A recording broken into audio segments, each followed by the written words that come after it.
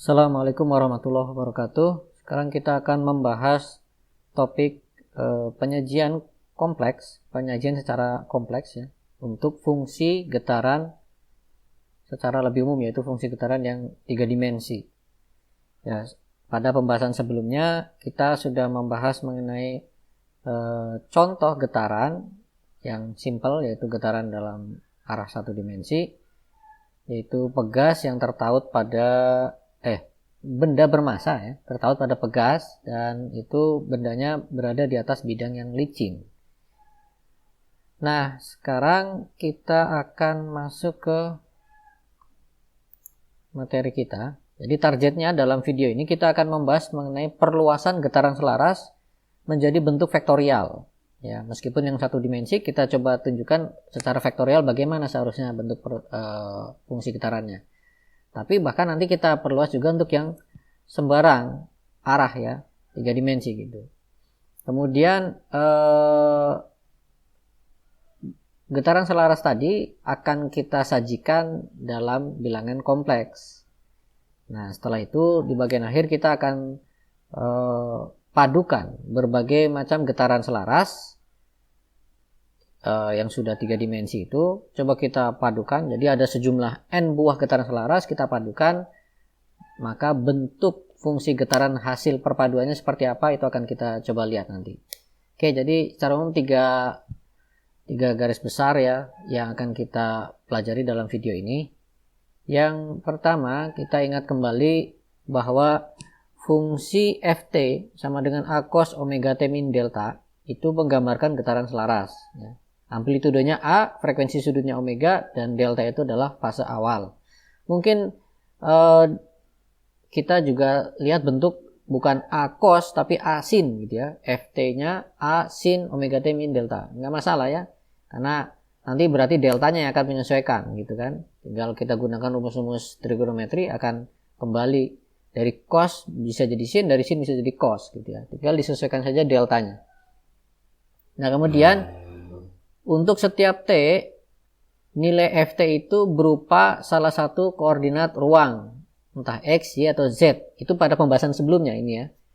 Jadi sebagai contoh, misalkan massa tertambat pada pegas, kemudian ditarik, dilepas, maka massanya akan bergerak bolak-balik di atas bidang datar itu. Kita anggap misalkan itu bergerak sepanjang sumbu X, ya berarti nilai Ft-nya itu adalah nilai X, fungsi T gitu kan. Kemudian persamaannya pada contoh pegas tadi, misalkan yang dia bergerak di atas bidang licin itu dalam arah sumbu X, berarti persamaannya Xt sama dengan A cos omega T min delta. Kemudian kalau secara vektorial bagaimana? Ya tinggal kita tambahkan saja vektor satuan ya pada fungsi getaran tadi. Misalkan dia bergeraknya katakanlah dalam arah sumbu X, ya berarti tambahkan vektor satuannya I gitu. Sehingga F-nya bisa kita kasih tanda panah di atasnya yang menyatakan dia sudah dalam ungkapan vektor. I topi di sini adalah vektor satuan dalam sumbu X ya, yang sepanjang sumbu X. Kemudian kalau misalkan getarannya itu adalah dalam arah sumbu Y misalkan kemana ya? Y misalkan ke depan sana gitu. Maka ya vektor satuannya kita kasihnya J topi ya. Jadi kalau tadi misalkan ini arah sumbu sumbu X, maka ini vektor satuannya kita kasih I topi. Kemudian kalau arah sumbu Y misalkan ke depan sini, ya berarti vektor satuannya J. Kalau misalkan gerakannya naik turun, ya vektor satuannya kita kasih K topi gitu. Ya itu tergantung kesepakatan kita mana sumbu X, mana sumbu Y, mana sumbu Z gitu aja ya. Nah, maka lalu bagaimana kalau sembarang arah, misalkan miring ke sana gitu. Ya yang penting kita kasih vektor satuan dalam arah gerakan ini gitu loh, dalam arah gerakan bolak-baliknya itu. Ya, misalkan arah tersebut vektor satunya kita tulis sebagai E topi, ya sudah berarti fungsi getarannya secara vektorial kita tuliskan sebagai A cos omega T min delta kalikan E topi gitu ya. Dan tentunya fungsi getaran ini akan memenuhi persamaan diferensial order 2 linear seperti ini. Ya, itu sudah dibahas di pembahasan sebelumnya, di video sebelumnya ya. Nah, jadi persamaan 4 ini merupakan bentuk vektorial dari getaran selaras ya, bentuk vektorial sembarang arah nih. Jadi ini sudah kita tuliskan bentuk vektorial yang sembarang arahnya.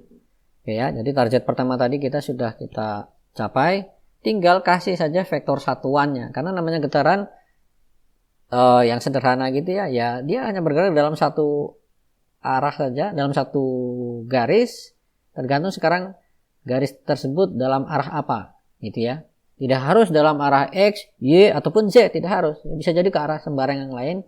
Nah, tinggal kita kasih vektor satuannya dalam sepanjang arah tersebut.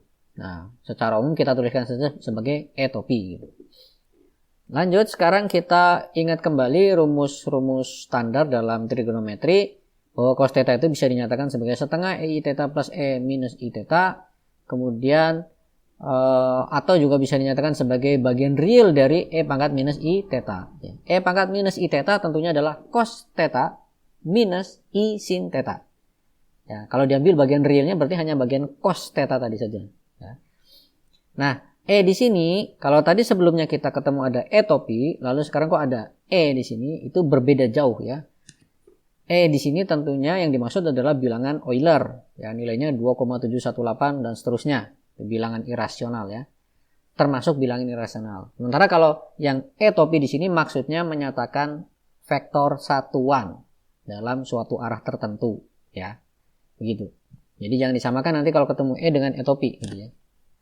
Sekali lagi kita sepakati kita akan menggunakan tanda topi untuk menyatakan suatu vektor satuan, yaitu vektor yang nilainya atau panjangnya atau besarnya sama dengan 1.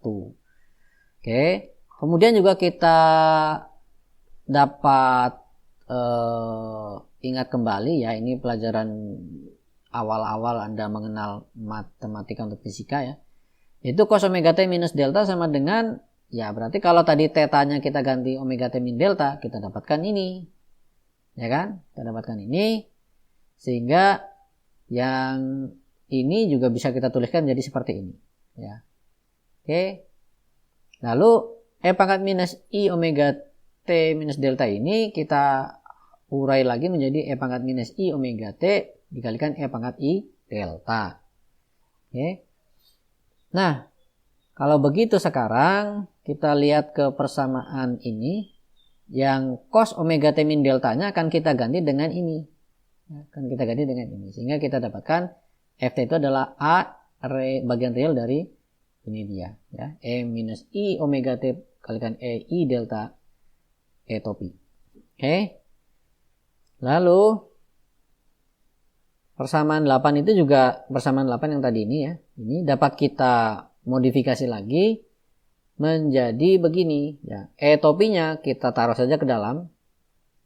Kita jadikan satu kelompok dengan EI delta ya. Lalu A-nya sebagai konstanta juga bisa kita taruh ke dalam ya. A itu konstanta real jelas ya, dimasukin ke sini tidak akan mempengaruhi hasilnya nanti. Oke, sehingga ini sudah saya kelompokkan dalam kurung ini A, EI delta, E topi. Nah, berarti ini bagian vektornya ya, yang dalam kurung ini bagian vektornya. Sehingga saya akan tuliskan sekarang dalam kurung ini sebagai A tilde vektor. Kalikan E pangkat minus I omega T. Nah, lalu yang dalam kurung kurawal ini semuanya akan kita tulis sebagai F tilde, ya, vektor F tilde, sehingga F tilde-nya adalah ini, dan ya F tilde adalah ini, dan A tilde-nya berarti tidak lain adalah yang dalam kurung ini, yaitu A EI delta E topi.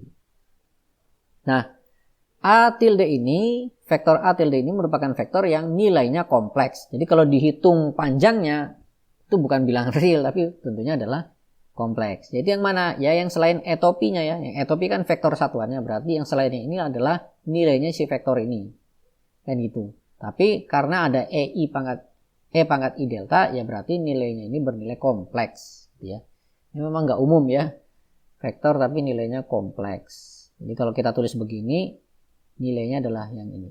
Ya, tanda bar kanan kiri ini menghasilkan nilai atau besar dari vektornya gitu.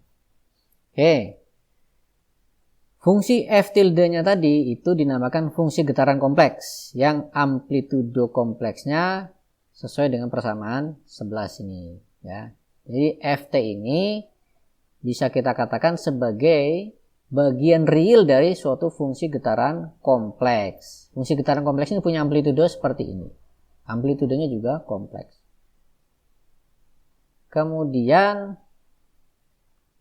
ya, berarti dari f tilde tadi kalau mau mendapatkan ft ya ambil bagian realnya saja ya. Jelas ya? Oke, sekarang sudah selesai kita membahas atau menyajikan fungsi getaran dengan bilangan kompleks, maka sekarang kita masuk ke bahasan ketiga yaitu memadukan, mensuperposisi berbagai macam fungsi getaran selaras ya yang frekuensinya sama. Jadi misalkan kita punya sejumlah n besar getaran selaras frekuensinya sama, katakanlah frekuensinya omega. Berarti kita bisa tuliskan untuk setiap n kecil itu adalah Fnt sama dengan An. Ini amplitudo untuk si getaran selaras nomor n kecil ini. Ini vektor satuannya, dan ini cos omega t. Omeganya tidak kasih indeks n karena omeganya sama ya untuk setiap n kecil ini. Lalu delta n ini berarti adalah fase awal dari si getaran nomor ke n gitu ya. Dan ini tentunya akan sama dengan bagian real dari ini ya, sebagaimana tadi sudah dibahas di halaman-halaman sebelumnya. Oke. N kecil ini berarti mewakili angka 1 sampai n besar ya, karena kita berbicara akan memadukan sejumlah n besar getaran selaras yang frekuensinya sama-sama omega. Kemudian kalau kita padukan ya berarti tinggal kita jumlahkan sigma Fn ya. Ini untuk n dari 1 sampai n ini kita jumlahkan ya. Berarti kita punya ungkapan sebelah kanan ini kan. Itu karena Fn ini adalah yang sebelah kanan ini. Lalu E pangkat I delta N kita urai menjadi cos delta N plus I. Ini saya keliru di sini ya. Coba sambil saya perbaiki langsung. Oke. Ya. Jadi ini harusnya cos delta N plus I sin delta N. Karena dia adalah pengganti dari EI delta N ini ya. AN-nya sudah taruh di depan ini ya. AN-nya yang ini ya. AN ini. Oke. Jadi Ft sekarang dapat kita nyatakan sebagai sigma bagian real dari dalam kurung kurawal ini. Kemudian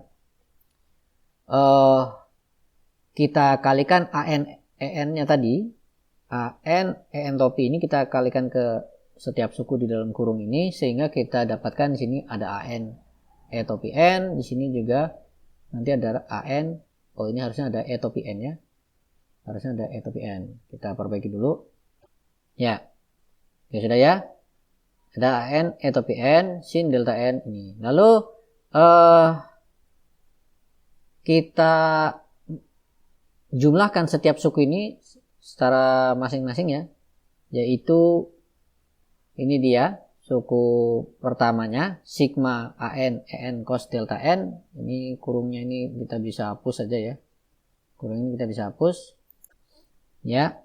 Sudah AN EN topi cos delta N plus ini I kalikan sigma AN EN topi sin delta N. Oke. Lalu yang dalam sigma yang pertama ini akan kita tulis sebagai vektor A. Ya, karena di sini ada vektor satuan ya. Penjumlahan ini tentunya juga akan menghasilkan vektor. Nah, vektornya kita sebut sebagai vektor A. Kemudian yang kurung kedua ini akan kita sebut sebagai vektor B. Jadi bentuknya jadi lebih ringkas sekarang. Vektor F ini dapat dinyatakan sebagai bagian real dari vektor A plus IB dikalikan dengan E pangkat minus I omega T. Nah, yang di dalam kurung kurawal ini bisa kita tulis sekarang sebagai F tilde vektor ya. Vektor F tilde. Dengan F atau vektor F tilde-nya adalah tadi vektor A plus I vektor B kalikan E pangkat minus I omega T. A-nya tentunya adalah sigma AN EN topi cos delta N. B-nya AN EN sin delta N. Jadi A dan B ini, dua vektor ini itu merupakan tetapan ya, karena di sini tidak ada kebergantungan terhadap T ya. Jadi ini adalah tetapan. Dia merupakan vektor-vektor keduanya merupakan vektor hasil paduan linier ya dari amplitudo parsial AN ya. Dan koefisiennya masing-masing adalah cos delta N dan yang untuk B adalah sin delta N. Oke ya, jadi sampai di sini kita sudah berhasil menunjukkan bahwa fungsi getaran F, sembarang fungsi getaran F itu bisa kita nyatakan dalam bahwa hasil perpaduan fungsi getaran yang frekuensinya sama, ya, yang frekuensi sama itu dapat kita nyatakan dalam bentuk persamaan 14 ini, ya, dengan A dan B-nya adalah vektor yang konstan, ya, yang tetap gitu. Karena di sini A dan B ini tidak bergantung pada T. Oke ya. Selanjutnya untuk tugas ya coba tunjukkan bahwa vektor hasil perpaduan sejumlah getaran selaras ini, vektor F hasil perpaduan sejumlah getaran selaras yang frekuensinya sama itu akan memenuhi persamaan diferensial order 2 linear ini. Tadi kan di awal kita katakan ya bahwa F yang seperti ini memenuhi persamaan 5. Nah, sekarang kalau kita punya F tapi dia merupakan hasil perpaduan getaran selaras yang frekuensinya sama, sama-sama omega misalkan, apakah juga F tersebut akan memenuhi persamaan diferensial order 2 linear homogen ini. Begitu ya. Baik. Jadi sampai di sini target kita sudah tercapai insyaallah. Jadi 3 topik ini yaitu perluasan getaran selaras menjadi bentuk vektoral 3 dimensi sudah, yaitu tadi yang ini ya, secara umum tinggal kita tuliskan saja ini. Kemudian yang untuk penyajian dalam bilangan kompleksnya itu adalah yang persamaan. Ini dia ya, persamaan 9 ya, bisa kita tulis ini persamaan 9. Kemudian yang perpaduan getaran selaras yang frekuensinya sama ya berarti yang ini dia ya. Ini dia dengan A dan B-nya ini. Itu F-nya yang ini ya. F-nya ini, sementara yang dimaksud sebagai F tilde-nya adalah persamaan 15 ini. Dengan A dan B-nya adalah yang ini. Baik, untuk pembahasan kali ini sudah tercapai insyaallah. Terima kasih. Assalamualaikum warahmatullahi wabarakatuh.